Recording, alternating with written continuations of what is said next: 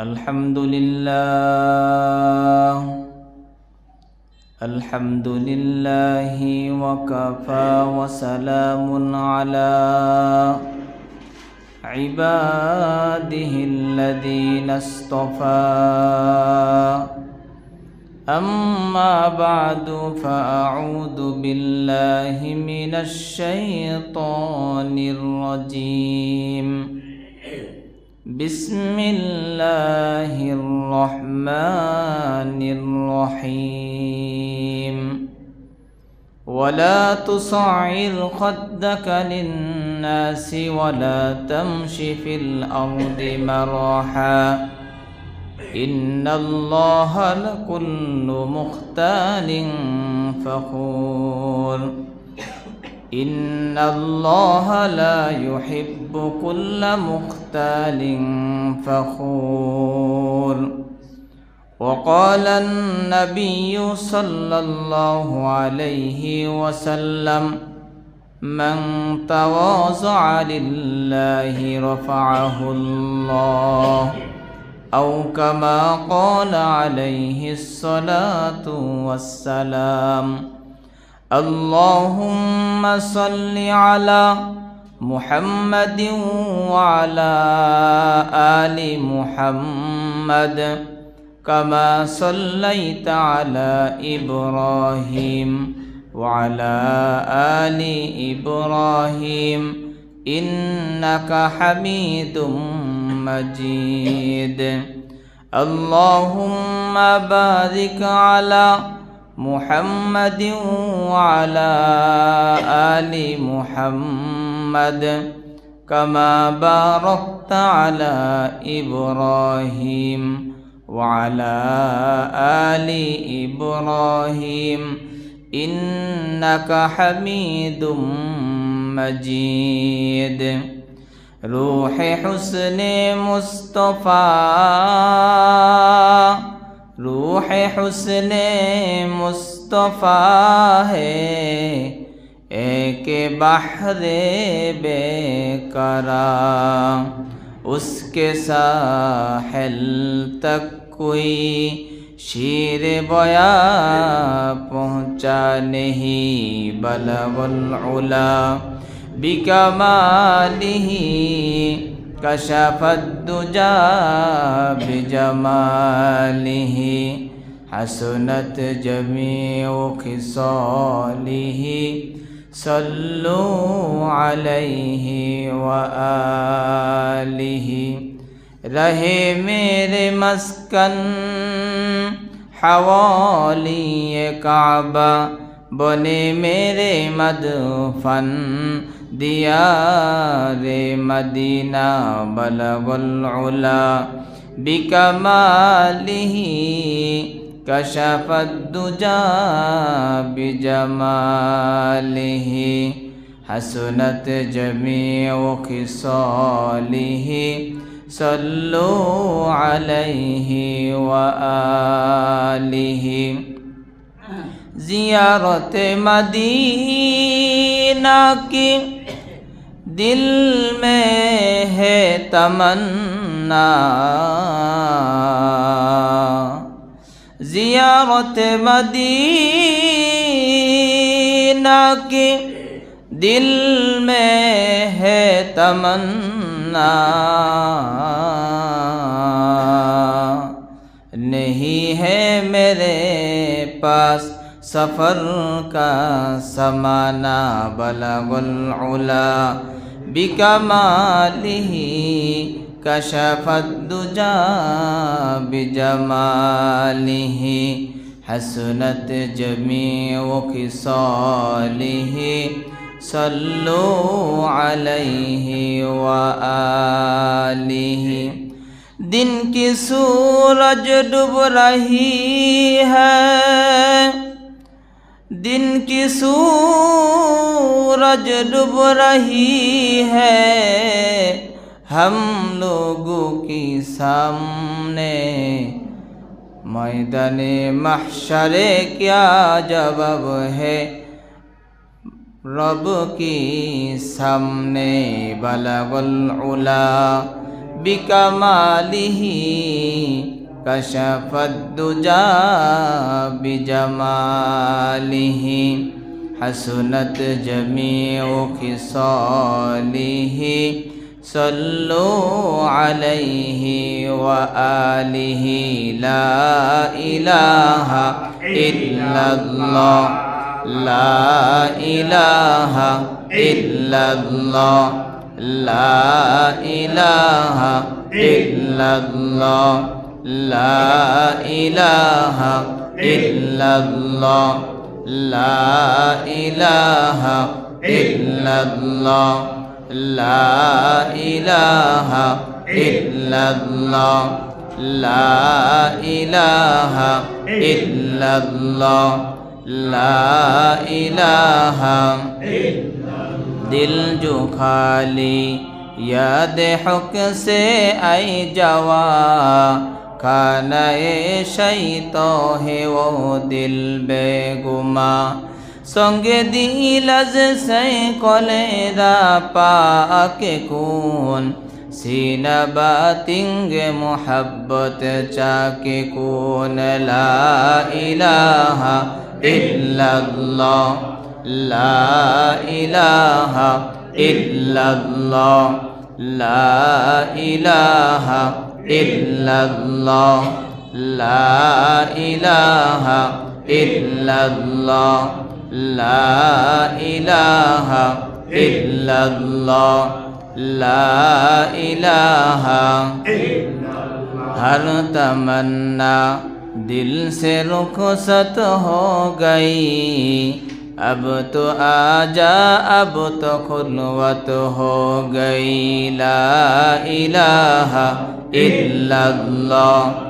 ला इलाहा इल्लल्लाह ला इलाहा इल्लल्लाह ला इलाहा इल्लल्लाह ला इलाहा इल्लल्लाह ला इलाहा इल्लल्लाह ला इलाहा सब खुशियों को आग लगा दो मौला गम से तेरे दिल शाद रहे अब तो रहे बस तादो में आखिर विरद जुबा आई मेरे इला ला इलाहा इल्लल्लाह ला इलाहा इल्लल्लाह ला इलाहा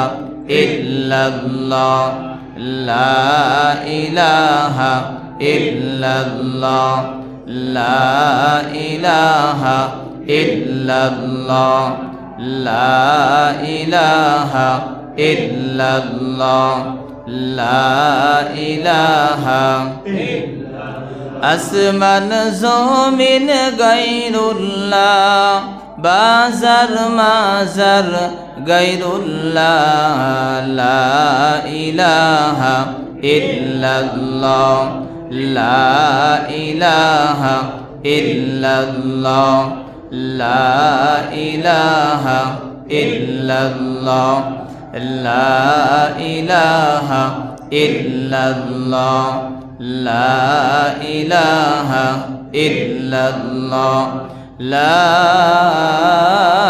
ইলাহা ইল্লাল্লাহ মুহাম্মাদুর রাসূলুল্লাহ সাল্লাল্লাহু আলাইহি ওয়াসাল্লাম। আলহামদুলিল্লাহ, রব্বে কারীমের দরবারে লক্ষ কোটি শুকরিয়া জ্ঞাপন করছি যেই মনিব আমাদেরকে পবিত্র জুমার দিনে জুমার সালাত আদায় করার লক্ষ্যে অত্যন্ত মায়া করে মহব্বত করে ভালোবেসে ওলামে কেরামের সোহবতে দ্বীনি পরিবেশে হায়াতের মূল্যবান সময়ের কিছু সময় ব্যয় করার জন্য সর্বাগ্নে মসজিদে আসার বসার তৌফিক দান করেছেন। কোরআন ও হাদিস থেকে কিছু আলোচনা আমলের নিয়তে শোনার তৌফিক দান করেছেন। এই জন্য কালিমাত শুকর জবান খুলে ভক্তি বলে মহব্বতে সমস্যার সকলে বলে আলহামদুলিল্লাহ। মোহতারাম হাজিরিন, আমি আপনাদের সামনে 21 নম্বর পারার 11 নম্বর পৃষ্ঠার সূরা লুকমানের 18 নং আয়াত তেলাওয়াত করেছি। নবীজির অসংখ্য হাদিস থেকে এক টুকরা হাদিস তেলাওয়াত করেছি। আয়াত এবং হাদিসকে সামনে নিয়ে আজকের আলোচনার বিষয় হবে তাকওয়া অর্জনের উপায় সম্পর্কে। ওমা তৌফিক ইল্লা বিল্লাহ। মুহতারাম হাজিরিন,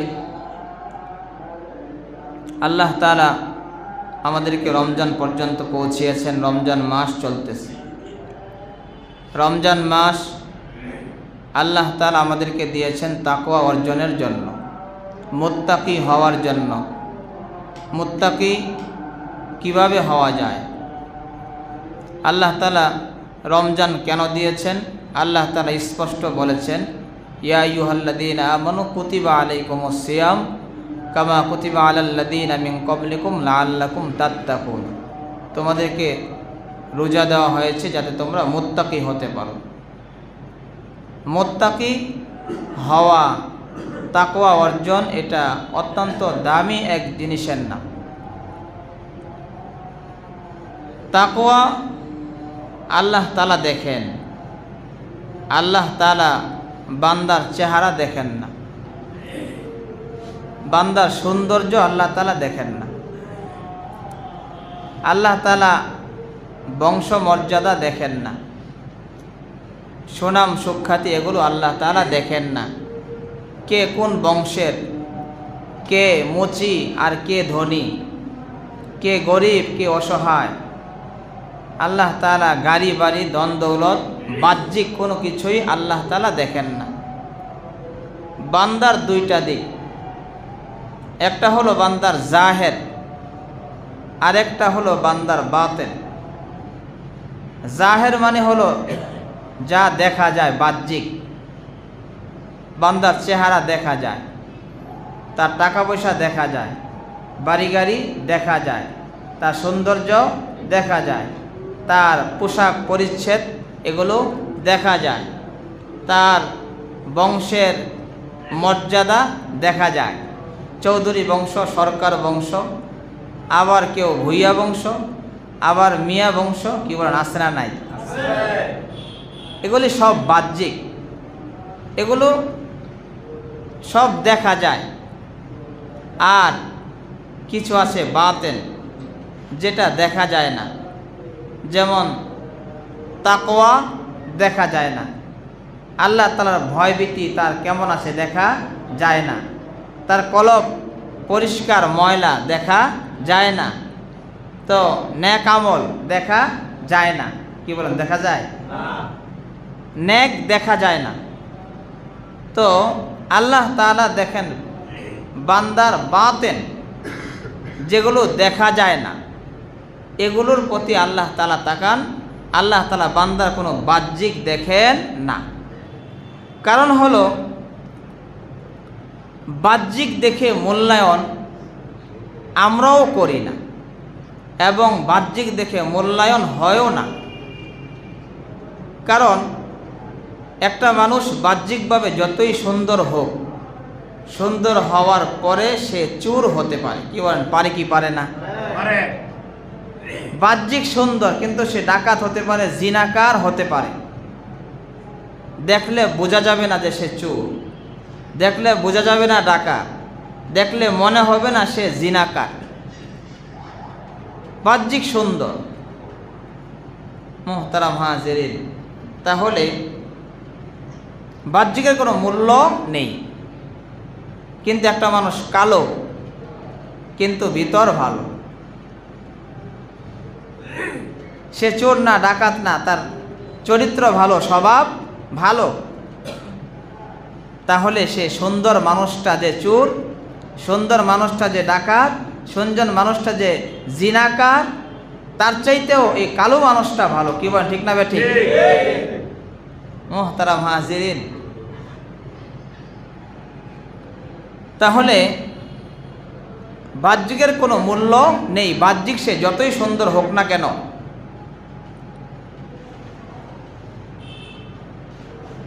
চোরকে যখন ধরে জেলখানায় নেওয়া হয়,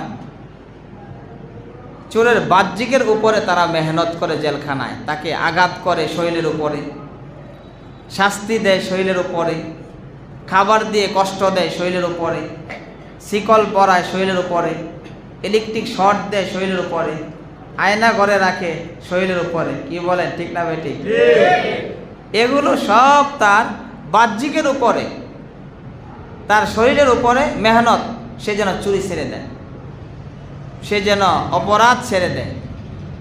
কিন্তু দেখা যায় চোর জেলখানা থেকে ছাড়া পেয়ে ভালো হয় না, বরং ডাকাতে পরিণত হয়, আরো বড় অপরাধের সাথে সে জড়িত হয়। এর কারণ হলো তার বাহ্যিকের উপরে মেহনত করা হয়েছে, জাহিরের উপরে মেহনত করা হয়েছে, কিন্তু বাতেনের উপরে মেহনত করা হয়নি। তার যে বাতেন মানে তার ভিতর, তার ভিতরে কোনো মেহনত করা হয়নি। এই জন্য ভিতর থেকে যদি কেউ ভালো হয়ে যায়, তাহলে প্রকৃতপক্ষে সে চুরি ছেড়ে দেয়। ভিতর থেকে যদি তার ভালো হয়ে যায়, তাহলে ডাকাতি ছেড়ে দেয়, ছিনতাই ছেড়ে দেয়, অন্যায় অপরাধ ছেড়ে দেয়, জিনা ছেড়ে দেয়, গুনাহ ছেড়ে দেয়, ভিতর থেকে যদি ভালো হয়ে যায়। আল্লাহ তাআলা এই কথাটাই কোরআনে কারিমের মধ্যে বলেন, কদ আফলাহা মান যাক্কাহা, কদ আফলাহা মান যাক্কাহা ওয়া কদ খাবা মান দাসসাহা। আল্লাহ তাআলা বলেন, যারা ভিতর ভালো তারা সফল কাম। বলেন সুবহানাল্লাহ। কদ আফলাহা মান যাক্কাহা, কদ আফলাহা মান যাক্কাহা ওয়া কদ খাবা মান দাসসাহা।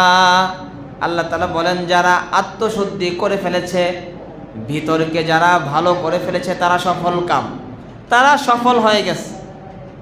তাহলে ভিতরকে ভালো করতে পারলে সফল, আর ভিতর ভালো না করতে পারলে ব্যর্থ।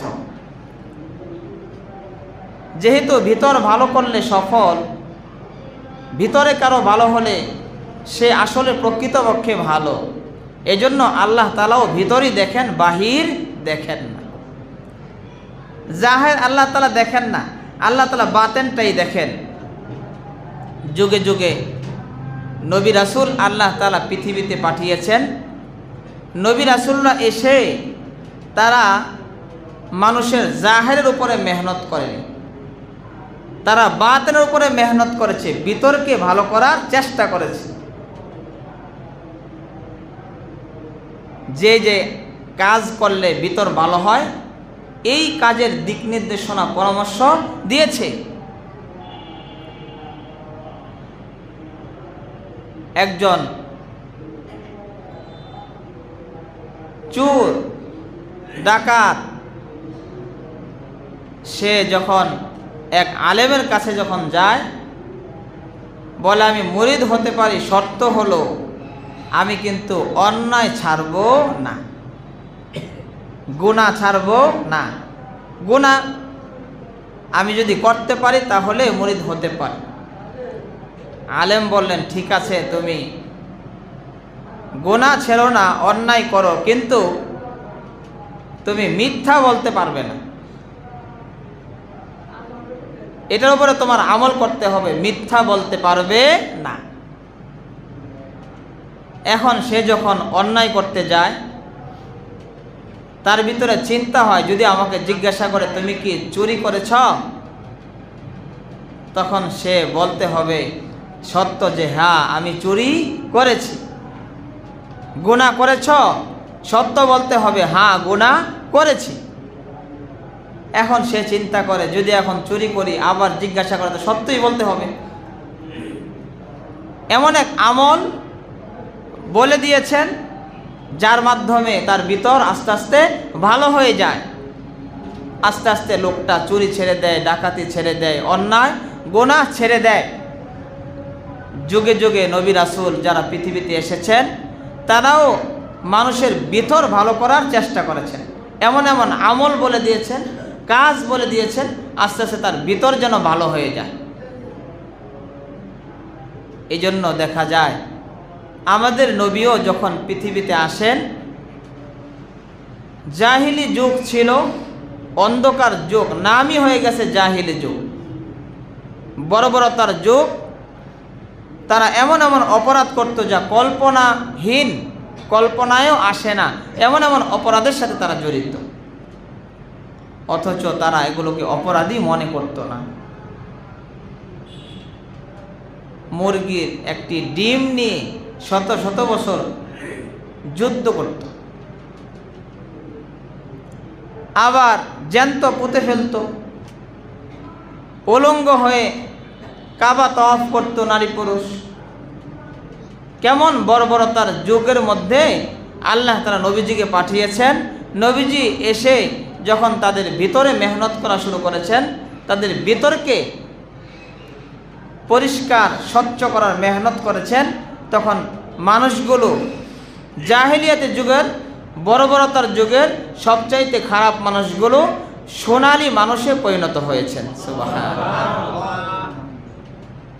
তাদের থেকে উত্তম আর কেউ নেই, তাদের থেকে উত্তম আর কেউ আসবেও না। তাদের ভিতরে মেহনত করেছেন, ভিতরে মেহনত করার কারণে সব ছেড়ে দিয়েছেন। মুহতারাম হাজিরিন, এই জন্য ভিতর, বান্দার ভিতরকে আল্লাহ তাআলা দেখেন। আর বান্দাদের ভিতরে একটা কলব আছে। আওয়াজ করে বলুন, কি আছে? একটা কলব আছে, একটা গোশতের টুকরা আছে। ওই কলবটা যার ভালো, ওই মানুষটাও ভালো হিসেবে পরিগণিত হয়। ওই কলবটা যার খারাপ, ওই মানুষটা খারাপ হিসেবে পরিগণিত হয়। মুহতারাম হাজিরিন, বাহ্যিক দেখে মানুষের মূল্যায়ন হয় না। মক্কা বিজয়ের দিন নবীজি যখন হজরতে বেলালকে বললেন, বেলাল তুমি কাবা ঘরের ছাদে উঠে তুমি আজান দাও, বিজয়ের দিনে মানুষ সমালোচনা করতে লাগলো। নতুন মুসলমান যারা হয়েছে, একটা হাবশি গোলামকে দিয়ে এই বিজয়ের দিনে আজকে আজান দেওয়া, এটা অপমান, অপমানের বিষয়। দামি দামি নামি দামি বংশের মানুষ থাকতে, কুরাইশ বংশের লোকেরা থাকতে, সুদর্শন যুবক মানুষ থাকতে, কালো এক হাবশি গোলামকে দিয়ে আজকে এই বিজয়ের দিনে, আনন্দের দিনে আজান দেওয়ানো, এটা আমাদের জন্য লজ্জার বিষয়। যখন সমালোচনা করতেছেন, আল্লাহ তাআলা জিবরাইল আলাইহিস সালাতু ওয়াস সালামকে দিয়ে আয়াত নাজিল করলেন, ইয়া আইয়ুহান নাস, ইয়া আইয়ুহান নাস ইন্না খলাকনাকুম মিন যাকারিন ওয়া উনসা ওয়া জাআলনাকুম শুউবান ওয়া ক্বাবাইলা লিতাআরাফু ইন্না আকরামাকুম ইনদাল্লাহি আতকাকুম ইন্না আকরামাকুম ইনদাল্লাহি আতকাকুম। আল্লাহ তাআলা আয়াত নাজিল করে বলেন, হে মানুষেরা, তোমরা যারা বেলালের সমালোচনা করতেছ, শোনো, আমি তোমাদেরকে নারী পুরুষে বিভক্ত করে আমি তোমাদেরকে সৃষ্টি করেছি। ওয়াজআলনাকুম শুউবান ওয়া ক্বাবাইলা লিতাআরাফু, তোমাদেরকে বংশে বংশে ভাগ করে, কাউকে চৌধুরী, কাউকে সরকার, কাউকে ভুইয়া, কাউকে মিয়া, বংশে বংশে ভাগ করে পাঠিয়েছি। লিতাআরাফু, পরিচয়ের জন্য। আওয়াজ করে বলুন, কিসের জন্য? পরিচয়ের জন্য। সে অমুক বংশের, সে অমুক বংশের, সে অমুক বংশের, পরিচয়ের জন্য। কিন্তু শোনো, ইন্না আকরামাকুম ইনদাল্লাহি আতকাকুম, আল্লাহ তাআলা বলেন, আমি আল্লাহ তাআলার কাছে সম্মানী হলো আতকাকুম, যার তাকওয়া বেশি, যার ভিতর ভালো বেশি, সে হলো আমি আল্লাহ তাআলার কাছে প্রিয়। সুবহানাল্লাহ। তোমরা ভাবতেছ অমুক বংশের মানুষেরা থাকতে হাবশি বংশের মানুষ, কালো মানুষকে দিয়ে আজকে অপমান, কিন্তু শোনো, আমার কাছে সুদর্শন আর কালো এগুলো আমি দেখি না, আমি দেখি ভিতর কার ভালো। বেলাল কালো কিন্তু ভিতর ভালো, এজন্য সে আমার কাছে দামি। মোহতারাম হাজিরিন, তাহলে বোঝা গেল ভিতর যার ভালো সে মুত্তাকি, ভিতর যার ভালো সে হলো পরহেজগার। আর এই ভিতরকে ভালো করার জন্যই আল্লাহ তাআলা রমজান দিয়েছেন। তোমরা যাতে তাকওয়া অর্জন করতে পারো, মুত্তাকি হতে পারো, রমজানে রোজা রাখার কারণে, রোজা রাখার পরে যদি কেউ গুনাহ করে, অশ্লীল কিছু দেখে, রোজা রাখার পরে যদি গালমন্দ করে, রোজা রাখার পরে যদি অহেতুক কথাবার্তা বলে, ঝগড়া ফাসাদ করে, তাহলে তার রোজা হালকা হয়ে যায়, তার রোজা মাকরুহ হয়ে যায়, ত্রুটিপূর্ণ হয়ে যায়। এই জন্য শরীয়তের বিধান হলো রোজা রাখার পরে গালমন্দ করা যাবে না, অহেতুক কথাবার্তা বলা যাবে না, ঝগড়া করা যাবে না, এবং চোখ দিয়ে কান দিয়ে অশ্লীল কিছু দেখা শোনা যাবে না। তাহলে সে যদি সব গুনাহ থেকে সে যদি বাঁচতে পারে, তাহলে তার ভিতরে তাকওয়া অর্জন হবে, আল্লাহর ভয় তার ভিতরে অর্জন হবে। এই তাকওয়া অর্জনের জন্য, আল্লাহর ভয়ভীতি অর্জনের জন্যই আল্লাহ তাআলা রোজা দিয়েছেন, রমজান দিয়েছেন। আর যার তাকওয়া অর্জন হয়, যার ভিতর ভালো হয়, তাহলে আল্লাহ তাআলার কাছে সে আস্তে আস্তে প্রিয় হয়, জান্নাতি হয়। তাকে মৃত্যুর সময় ইয়া আইয়াতুহান নাফসুল মুতমাইন্না বলে তাকে ডাকা হবে, হে প্রশান্ত কলব আসো, জান্নাতের ভিতরে আসো। এই তাকে সুন্দরভাবে ডাকা হবে যাদের ভিতর ভালো হবে। মোহতারাম হাজিরিন, এই কলবে তহারত, কলবের পবিত্রতা যাদের অর্জন হয়ে যায়, তাদের নাম আসমানের খাতার মধ্যে আল্লাহ তাআলা উঠিয়ে দেয়। সুবহানাল্লাহ। আসমানে একটা খাতা আছে, এই খাতার মধ্যে যারা আল্লাহ তাআলার প্রিয় হয়, কলবকে যারা স্বচ্ছ করে, পরিষ্কার করে, তাকওয়া যাদের অর্জন হয়ে যায়, যারা ভালো, তাদের নাম আসমানি খাতায় আল্লাহ তাআলা উঠায়। এই জন্য আসমানি খাতায় নাম ওঠানোর জন্য কলবে তহারত অর্জন করতে হবে, কলব পরিষ্কার করতে হবে। মোহতারাম হাজিরিন, কলবের কিছু রোগ আছে। আমরা আমাদের রোগ হলে আমরা ডাক্তারের কাছে যাই, হাসপাতালে যাই। কি বলেন, যাই কি যাই না? আওয়াজ করবেন, যাই কি যাই না? আমাদের শারীরিক রোগ হলে আমরা ডাক্তারের কাছে যাই, আমরা চিকিৎসা নেই। কলবেরও রোগ আছে। এই কলবের যখন রোগ হয়, তখন কলবের ডাক্তারের কাছে যেতে হয়, চিকিৎসা নিতে হয়। হাকিমুল উম্মত মুজাদ্দিদুল মিল্লাত শাহ আশরাফ আলী থানভী রহমতুল্লাহ আলাইহি বলেন, কলবের 10টি রোগ। আওয়াজ করবেন, কয়টি রোগ? কলবের 10টি রোগ আছে। 10টি রোগের মধ্যে একটি রোগ হলো অহংকার।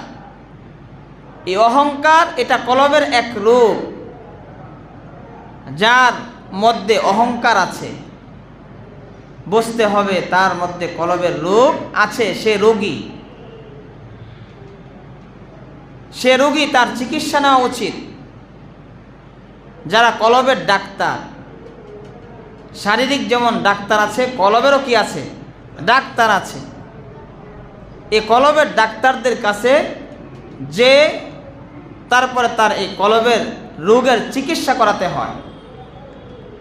কিন্তু আমরা তো মনে করি ডাক্তার শুধুমাত্র হাসপাতালেই, এই ডাক্তার ছাড়া আর মনে হয় কোনো ডাক্তার নেই।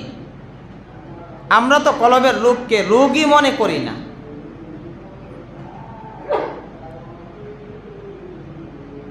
কি বলেন? সমাজের মধ্যে এই অহংকারের রোগী আছে না নাই? কম না বেশি? শুধু অহংকার, অহংকার, অহংকার। কারো টাকার অহংকার, কারো বংশের অহংকার, কারো সৌন্দর্যের অহংকার। অহংকারে কলব ভরা। আর যাদের ভিতরে একটু অহংকার কম, যারা একটু সোজা মানুষ, তাদেরকে অহংকারওয়ালারা মনে করে বোকা, এই কিছু বুঝে না, দুনিয়ার কিছু বুঝে না। কি বলেন, ঠিক না বেঠিক? যারা অহংকারী, যারা সোজা, অহংকার দেখায় না, একটু নরম তবিয়তে, তাদেরকে মনে করে কিছু বুঝে না, একবারে কি সমাজের বোকা মানুষ। কারণ সে তো তার মতো আর কি করতে পারে না, অহংকার দেখাতে পারে না, মনে করে কিছুই বুঝে না, আর নিজেকে অনেক বড় মনে করে, নিজেই অনেক বাহবা পায়, আমি কত পণ্ডিত, আমি কত বুঝি, আমি মানুষ চড়িয়ে খাই।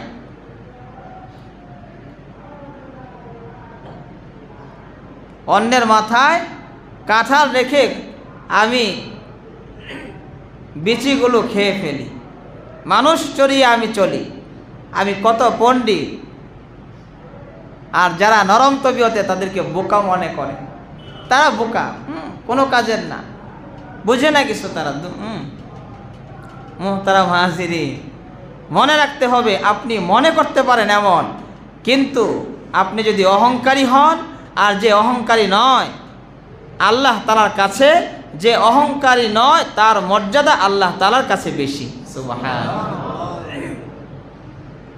বলতেছিলাম, এই কলব যাদের অহংকারে ভরা, এই অহংকারের চিকিৎসা নেওয়া উচিত, কলব থেকে অহংকার দূর করা উচিত। মুহতারাম হাজিরিন, আল্লাহ তাআলা কোরআনে কারিমের মধ্যে 21 নম্বর পারার 11 নম্বর পৃষ্ঠায় সূরা লুকমানের মধ্যে 18 নং আয়াতের মধ্যে আল্লাহ তাআলা বলেন, ওয়ালা তুসাইর খাদ্দাকা লিন্নাস ওয়ালা তুসাইর খাদ্দাকা লিন্নাস ওয়ালা তামশি ফিল আরদি মারহা ওয়ালা তুসাইর খাদ্দাকা লিন্নাস ওয়ালা তামশি ফিল আরদি মারহা ইন্নাল্লাহা লা ইউহিব্বু কুল্লা মুখতালিন ফখুর। আল্লাহ তাআলা বলেন, মানুষকে অবজ্ঞা করো না। তোমরা যারা ধনী, তোমরা যারা বড় বংশের মানুষ, তোমরা যারা নামি দামি বংশের লোক, টাকাওয়ালা, পয়সাওয়ালা, বাড়িওয়ালা, গাড়িওয়ালা, ওয়ালা তুসাইর খাদ্দাকা লিন্নাস, অহংকার বশত মানুষকে অবজ্ঞা করো না। কি বলেন, মানুষকে অবজ্ঞা করা হয় কি হয় না? যারা গরিব, যারা ভাড়াটিয়া, তাদের তো কোনো দামই নাই, মূল্যায়নে নেই, তাদেরকে মানুষই মনে করা হয় না। তাদের সাথে দাঁড়িয়ে দু চারটা ভালো কথা, একটু আলাপচারিতা, ভালো মন্দ জিজ্ঞাসা করা হয়ই না। সে তো ভাড়াটিয়া, তাকে কি জিজ্ঞাসা করব? তার সাথে কথা বলাও আমার জন্য মানায় না, আমার চলাফেরা কথাবার্তা শুধু ধনীদের সাথে থাকবে। মুহতারাম হাজিরিন, আল্লাহ তাআলা বলেন, ওয়ালা তুসাইর খাদ্দাকা লিন্নাস, অহংকার বশত মানুষকে অবজ্ঞা করো না। অহংকার দেখানো ভালো নয়। ওয়ালা তামশি ফিল আরদি মারহা, জমিনের মধ্যে অহংকারী করে চলাফেরা করো না, দাম্ভিকতার সাথে জমিনে চলাফেরা করো না। ইন্নাল্লাহা লা ইউহিব্বু কুল্লা মুখতালিন ফখুর, আল্লাহ তাআলা অহংকারীকে ভালোবাসেন না, আল্লাহ তাআলা অহংকারীকে পছন্দ করেন না। আল্লাহ তাআলা অহংকারীকে ভালোবাসেন না, পছন্দ করেন না। তুমি ধনী হতে পারো, টাকাওয়ালা হতে পারো, তোমাকে আল্লাহ তাআলা ভালোবাসে না, তোমাকে আল্লাহ তাআলা পছন্দ করে না। তাহলে তোমার এই টাকা দিয়ে কি হবে? তোমার এই বংশমর্যাদা দিয়ে কি হবে? তোমার এই বাড়ি গাড়ি দিয়ে কি হবে? জোরে বলেন, ঠিক না বেঠিক? তোমাকে তো আল্লাহ তাআলা ভালোই বাসেন না, পছন্দই করেন না। তুমি মানুষের দিকে তাকাও না, আল্লাহ তাআলা তোমার দিকে তাকায় না, তোমার প্রতি ভ্রুক্ষেপ করেন না। তুমি সমাজের কিছুই নও, তোমার টাকা দিয়ে সমাজের কোনো উপকার হয় না, তোমার টাকা দিয়ে কোনো গরিবের কোনো উপকার হয় না। তোমার টাকা দিয়ে কোনো মসজিদ মাদ্রাসার উপকার হয় না। সুতরাং তোমার দিকে তাকানোর সময় নেই। আল্লাহ তাআলা তার দিকে ভ্রুক্ষেপ করেন না, তাকে ভালোবাসেন না, পছন্দ করেন না। আওয়াজ করে জুড়ে বলেন, অহংকার ভালো না খারাপ? অহংকার খারাপ। এই জন্য ভিতরে অহংকার রাখা যাবে না। অহংকারের চিকিৎসা করা উচিত যারা রূহের, যারা কলবের যারা ডাক্তার, যারা এই বাতিনি চিকিৎসা করে, তাদের কাছে গিয়ে এই ভিতরের বাতিনের চিকিৎসা করাতে হবে।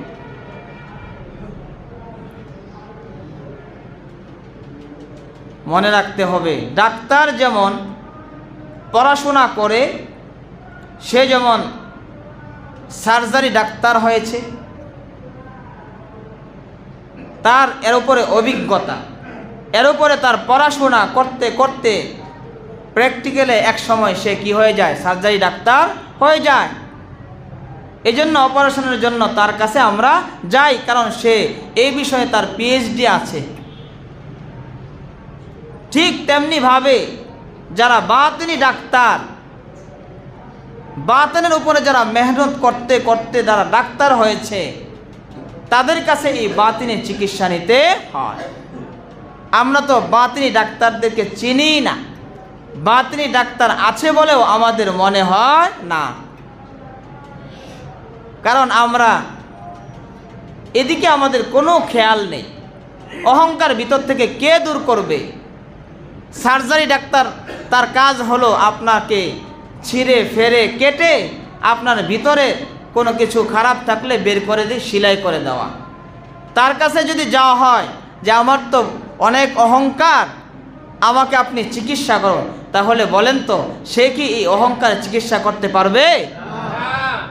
সে কি করবে? সে বলবে, ভাই আপনি ভুল জায়গায় এসেছেন, আমি কোনো কলবের ডাক্তার নই, আমি কোনো বাতিনি চিকিৎসা করি না, আমার কাছে এর চিকিৎসা নেই, আপনি ভুল জায়গায় এসেছেন। যারা বাতিনি ডাক্তার হয়েছেন তাদের মধ্যে একজন হলেন নিজামুদ্দিন বলখি রহমতুল্লাহি আলাইহি, একজন বাতিনি ডাক্তার।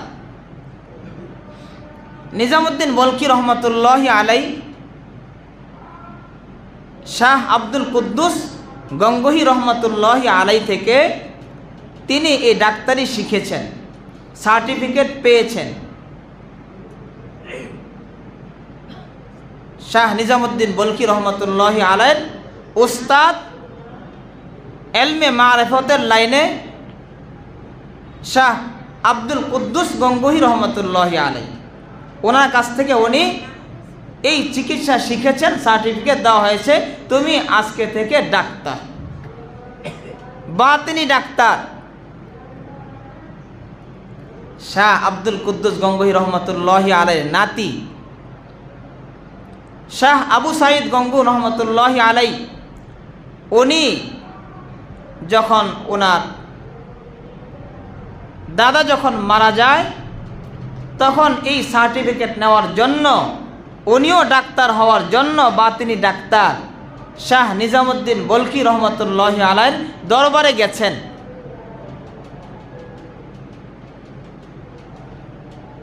শাহ আবু সাঈদ গঙ্গোহী রহমতুল্লাহি আলাইহি যখন পত্র লিখলেন, আমি আপনার দরবারে আসব, অমুক দিন আপনার দরবারে আমি আসতেছি, শাহ নিজামুদ্দিন বলখি রহমতুল্লাহি আলাইহি তার মুরিদদেরকে নিয়ে ইস্তেকবালের জন্য একদম প্রধান ফটকের মধ্যে অগ্রসর হয়। শাহ আবু সাঈদ গঙ্গোহী রহমতুল্লাহি আলাইহি যখন আগমন করলেন, তাকে নিয়ে নিজের চেয়ারের মধ্যে বসালেন, যে চেয়ারে নিজামুদ্দিন বলখি রহমতুল্লাহি আলাইহি বসেন। যেহেতু উস্তাদের নাতি এসেছে, এজন্য উস্তাদের যেমন মূল্যায়ন তার নাতিরও তেমন মূল্যায়ন, শিক্ষকের যেমন মূল্যায়ন শিক্ষকের ছেলেরও তেমন মূল্যায়ন। নিজামুদ্দিন বলখি রহমতুল্লাহি আলাইহি 3 দিন যাবত ভালো ভালো খাবার তার সামনে পরিবেশন করেছেন, ভালো জায়গা দিয়েছেন, রাত্রিবেলা ঘুমানোর জন্য আরামের বিছানা, 3 বেলা ভালো ভালো খাবার তার সামনে যখন পরিবেশন করেছেন, যখন যাওয়ার সময় হয় স্বর্ণ মুদ্রার একটা থলে তাকে দিলেন, বললেন নাও এটা তোমাকে আমি হাদিয়া দিলাম। শাহ আবু সাইদ গঙ্গুর রহমতুল্লাহি আলাইহি বলেন, এই দিরহাম দিনার নেওয়ার জন্য আমি আপনার কাছে আসি নাই। কেন এসেছো? বলে আমি তো আপনার কাছে এসেছি, আপনি আমার দাদার কাছ থেকে যে ইলমে মারিফতের জ্ঞান, যেই তাসাউফের জ্ঞান, চিশতিয়া সাবরিয়া তরিকার যেই ফয়ুজ আপনি এনেছেন, ওই ফয়ুজ নেওয়ার জন্য আমি আপনার কাছে এসেছি, এই দিরহাম দিনার নেওয়ার জন্য আসি নাই।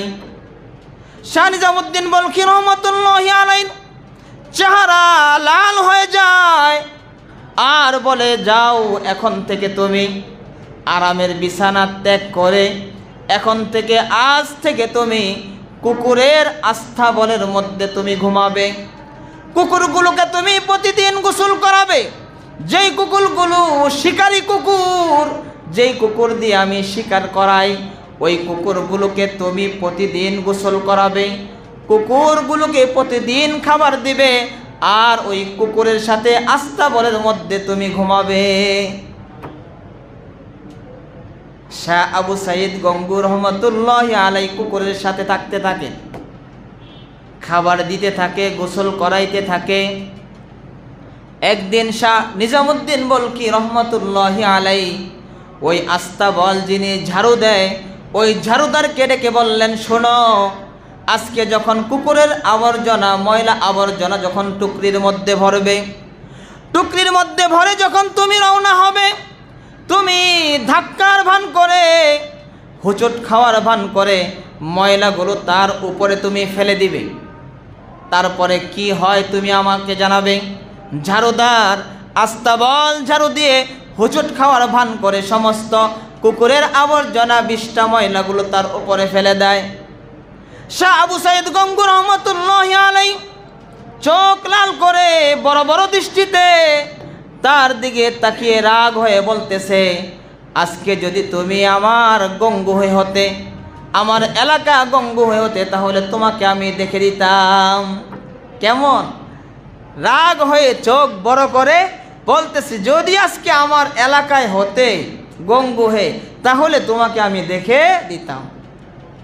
কি বলে, অনেক সময় আমাদের সমাজের অনেকে আছে না, একটু দূরে গেলে যদি শালিদা পায় আর যদি আমার এলাকায় কোনো দিন দেখা হয়, তাহলে কত ধানে কত চাল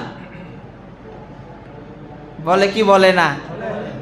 এখন আওয়ামী লীগ যখন বিএনপি ক্ষমতায় আসবে, তখন তোমাকে আমি দেখে ছাড়বো, বলে কি বলে না? জোরে না, বলে কি বলে না? বলে। জামাতে ইসলাম ক্ষমতায় আসো, তখন মজাটা দেখাবো, ক্ষমতা যে কি জিনিস। মোহতারাম হাজিরিন, তেমনি শাহ আবু সাইদ গঙ্গুর রহমতুল্লাহি আলাইহি বলতেছেন, তুমি যদি আমার গঙ্গুই হতে, তাহলে তোমাকে আমি দেখে দিতাম। এবার ঝাড়ুদার যখন শাহ নিজামুদ্দিন বলকি রহমতুল্লাহি আলাইহির কাছে গিয়ে বললেন, শাহ নিজামুদ্দিন বলকি রহমতুল্লাহি আলাইহি বলেন, অহংকার ভিতরে ভরা, এখনো পর্যন্ত ভিতর থেকে অহংকার যায় নাই, গরমিয়াত যায় নাই, অহংকার যায় নাই। 2 থেকে 3 মাস চলে যায়। আবার ঝাড়ুদারকে বললেন, আজকেও একই কাজ করবে আর খবর আমার কাছে পৌঁছাবে।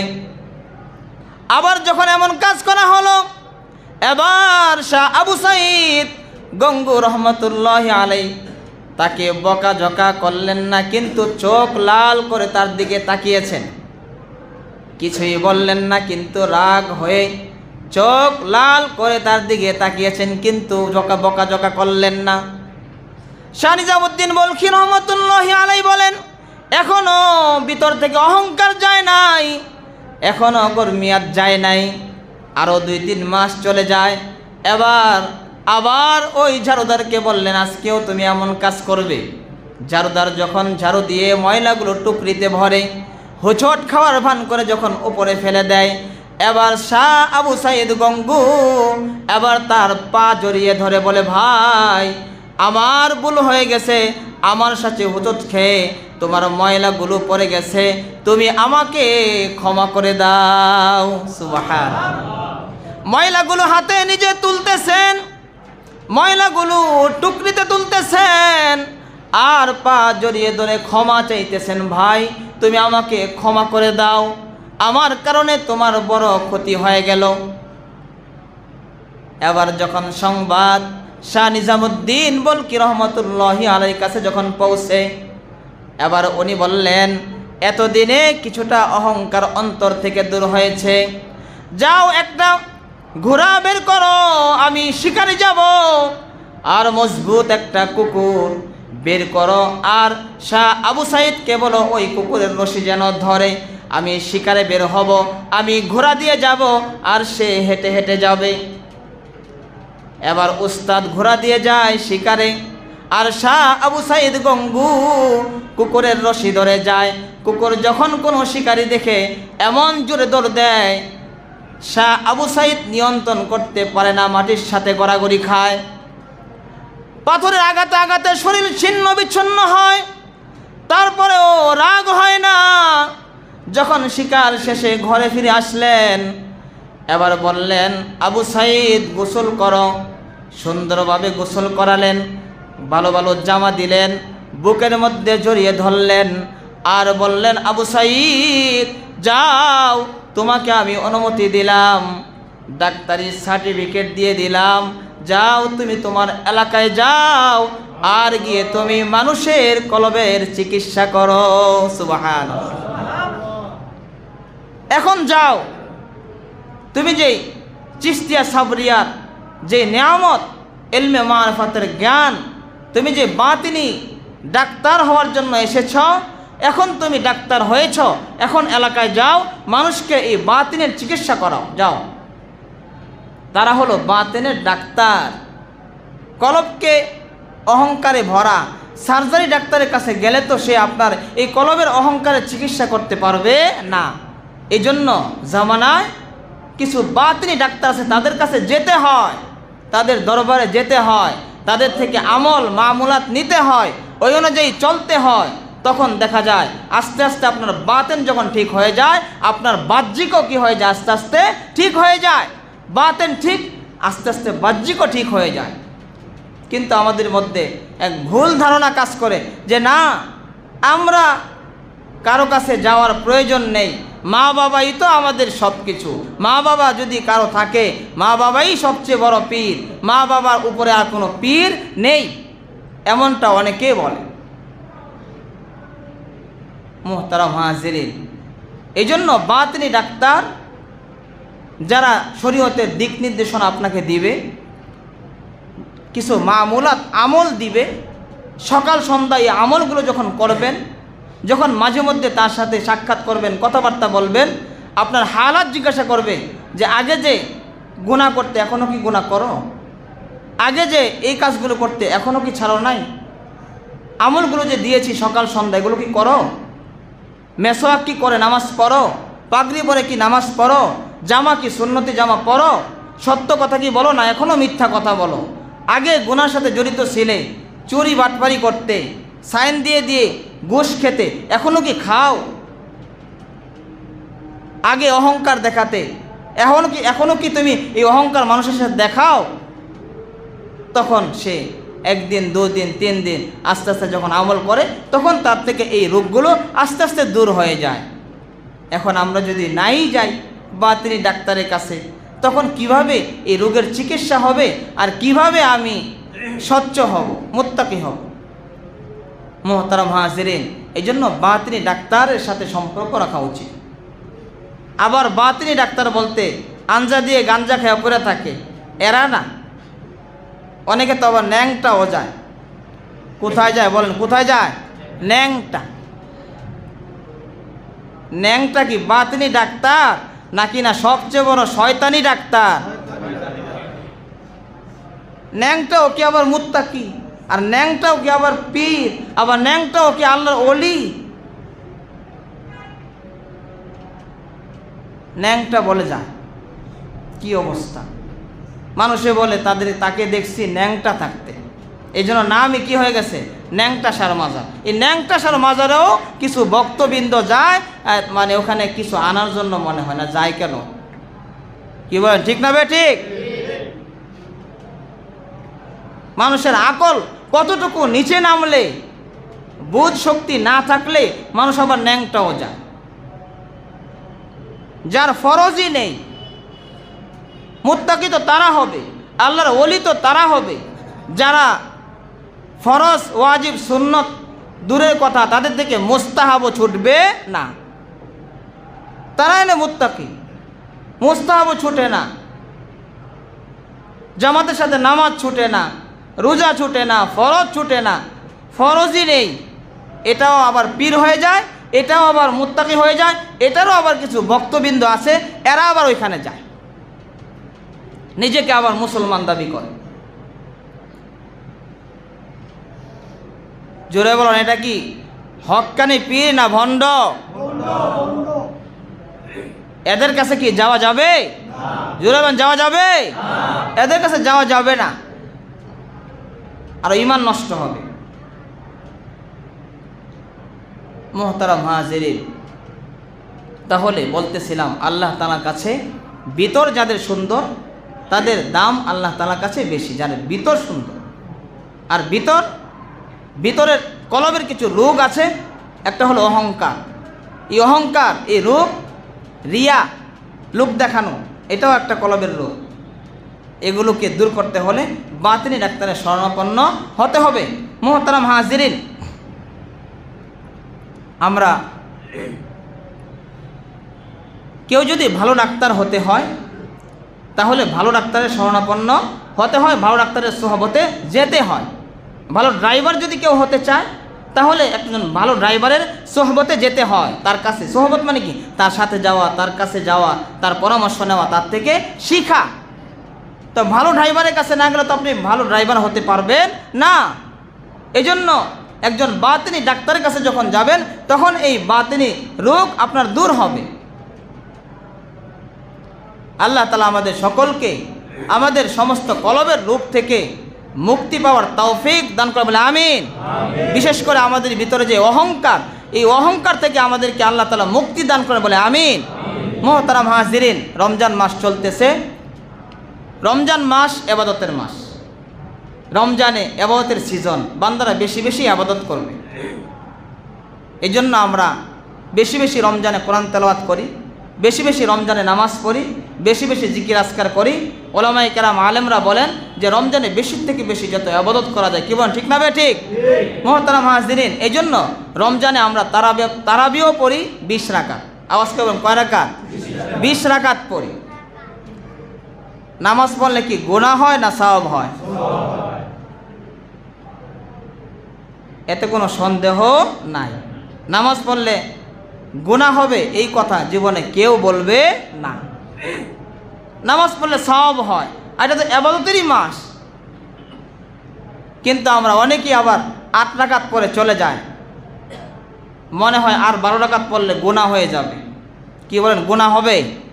আওয়াজ করবেন, গুনাহ হবে? যারা 20 রাকাত পড়ে আরো 12 রাকাত যোগ করে 8-এর সাথে, এদের কি গুনাহ হইতেছে না সওয়াব হইতেছে? সওয়াব হইতেছে।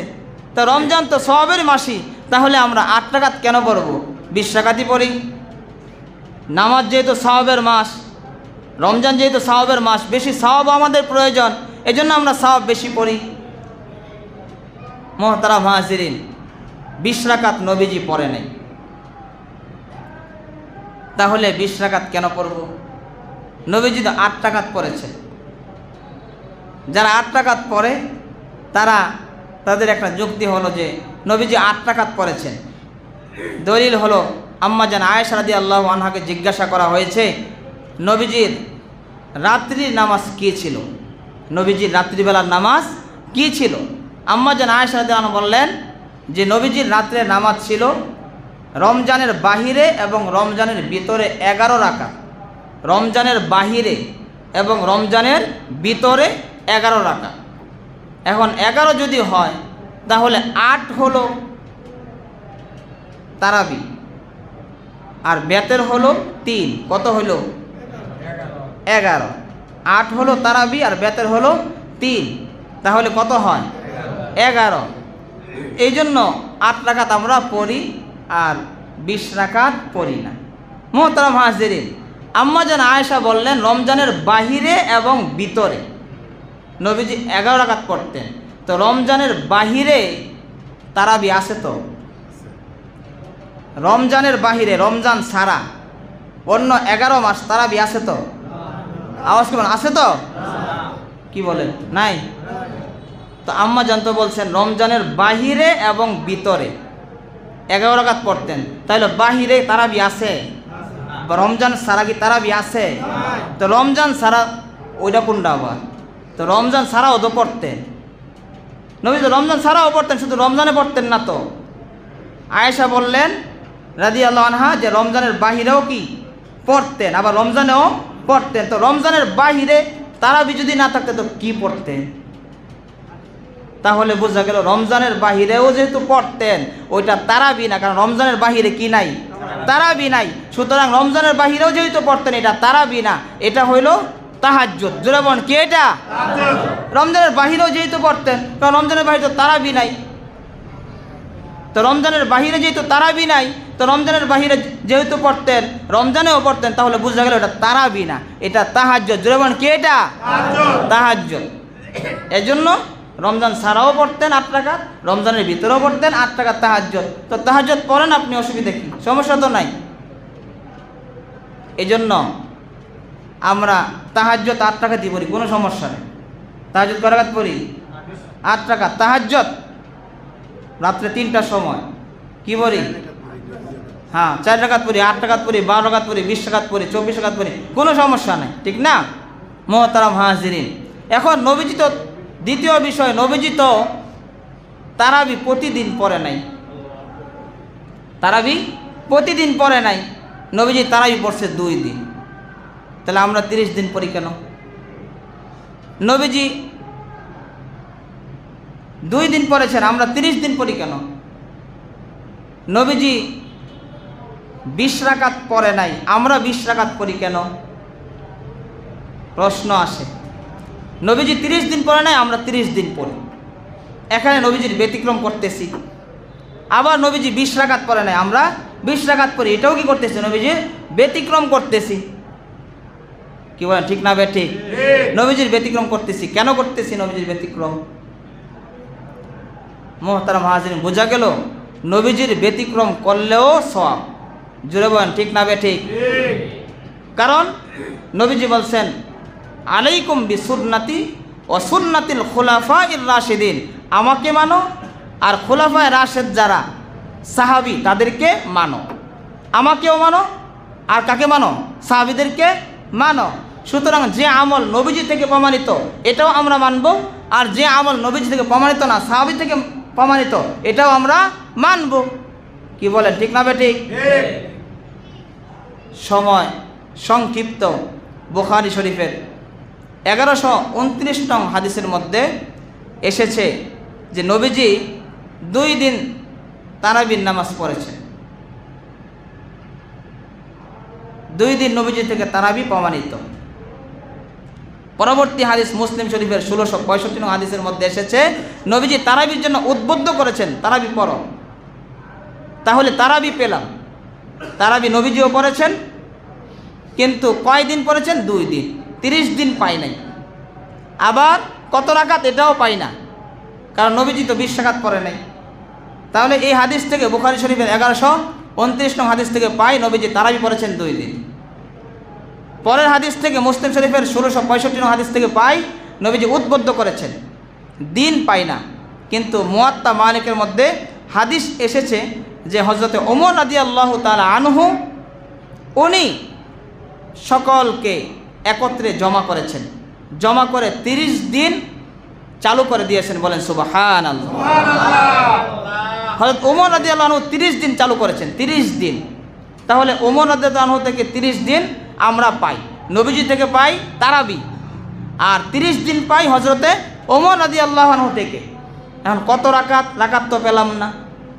মুয়াত্তা মালিক থেকে আরেকটা হাদিস, যে হাদিসের মধ্যে ইয়াজিদ ইবনে রোমান থেকে বর্ণিত রাদিয়াল্লাহু আনহু, ওনা থেকে বর্ণিত যে ওমর রাদিয়াল্লাহু আনহু ওনার যুগে বিসালাসি ওয়াইশরিনা রাকাতান, বিসালাসি ওয়াইশরিনা 23 রাকাত, জুড়ে বলেন কয় রাকাত? 23 রাকাত নামাজ চালু হয়েছে ওমর রাদিয়াল্লাহু আনহু জামানায়। 20 রাকাত তারাবি, 3 রাকাত বেতের। তাহলে নবীজির হাদিস থেকে পাই, নবীজির থেকে আমল পাই, তারাবি পড়েছেন। আর ওমর রাদিয়াল্লাহু আনহু থেকে পাই একসাথে 30 দিন চালু করেছেন। আর আরেক হাদিস থেকে পাই ওমরের যুগে 23 রাকাত তারাবি শুরু হয়েছে। মোহতারাম হাজির, এখন আমরা যদি মিলাই, নবীজি বলেছেন আমাকে মানো, আমার সাহাবীদেরকে মানো। তা নবীজি থেকে পাই তারাবি, এই জন্য তারাবি পড়ি। আর নবীজি বলছেন সাহাবীদেরকে মানো, এই জন্য সাহাবী থেকে পাই 30 দিন আর হইল 23 রাকাত, 20 রাকাত তারাবি, 3 রাকাত বেতের। এই যেটা এইটাই পাই হযরত ওমর রাদিয়াল্লাহু আনহু থেকে, এই জন্য এটা মানি। নবীজি বলছেন আমি না থাকলে তাকে মানো। এখন তাকে মানা মানে কি? নবীজিকে মানা। কি বলেন, ঠিক না ঠিক? তাকে মানো নবীজি বলছেন, এখন তাকে মানা মানে কি? নবীজিকে মানা। সুতরাং আমরা, নবীজি বলছেন আলাইকুম বিসুন্নতি ওয়া সুন্নাতিল খুলাফায়ে রাশিদিন, আমরা নবীজির আমল এবং সাহাবীর আমল মিলিয়ে আমরা পাই রমজানে 30 দিন 20 রাকাত তারাবি, বেতের সহ 23 রাকাত, এই জন্য আমরা পড়ি। আর দ্বিতীয় হলো রমজানে তো সওয়াবের মাস, নামাজ যত বেশি পড়ব এতই কি হবে? সওয়াব হবে, এই জন্য আমরা 20 রাকাত পড়ি। হারামাইন শরীফের মধ্যে 20 রাকাত চলতেছে। নামাজ পড়লে তার কোনো গুনাহ নাই। কি বলেন, গুনাহ আছে? নামাজ পড়লে কোনো গুনাহ নেই, এই জন্য যত বেশি নামাজ পড়তে পারি এতই লাভ। কি বলেন, ঠিক না ঠিক? এই জন্য আমরা ইনশাআল্লাহ 20 রাকাত তারাবি পড়ব। যারা আমরা 8 রাকাত পড়ি, আমরাও ইনশাআল্লাহ 20 রাকাত পড়ি। যেহেতু গুনাহ নেই, রমজান আমলের মাস, যত আমল করবো এতই সওয়াব হবে, কেন 8 রাকাত করব? আল্লাহ তাআলা আমাদের সকলকে 30 দিন 20 রাকাত তারাবি সকলকে পড়ার তৌফিক দান করে বলে আমিন। ওয়া আখিরু দাওয়ানা আলহামদুলিল্লাহি রাব্বিল আলামিন।